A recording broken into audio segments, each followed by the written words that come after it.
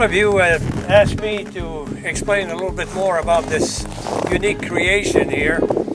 It's what I call my North Country Redneck Snowblower. This is something that I need up here because my driveway is 3/4 of a mile, and about 80, maybe 90% of it is in the woods. And of course, after a while, I don't have any room to put the snow in the plow, so I need something to push the snow a little bit further.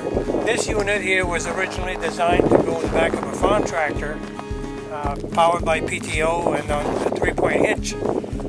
I don't want to sit in the back of a tractor and getting the snow blown in my face, especially for 3/4 of a mile. So it took me a long time to try to figure out. I had this old pickup and I figured I'd put it to work. So this is what I came up with. I did all the designing to hook it up and the welding and all of this. It's powered by a hydraulic motor that lives right here. It develops about 25 horsepower as from the pressure that I'm getting from my power plant, which I'm going to show you in a second. I was able to connect the original drive shaft. I had to cut the original drive shaft to make it a little bit shorter, and so that I could have this thing here not too far away in front of the truck. So anyways, the power is coming from the back to a hydraulic motor that is turning the auger and operating the whole system.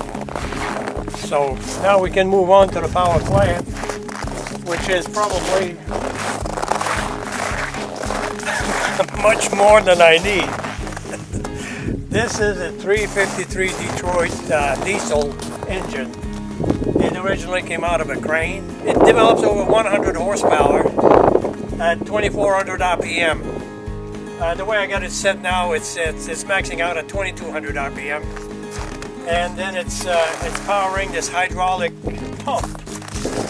This hydraulic pump at this 2200 RPM is pushing fluid to the hydraulic motor in the front. This is pushing out 22 gallons a minute at 2200 pounds per square inch, and it's drawing it from this hydraulic tank right here that holds 40 ounces of hydraulic fluid. This tank, I guess, originally was on a slasher or something. It's got baffles and it's got everything, so it's perfect for this application. The hydraulic fluid is sucked into this pump.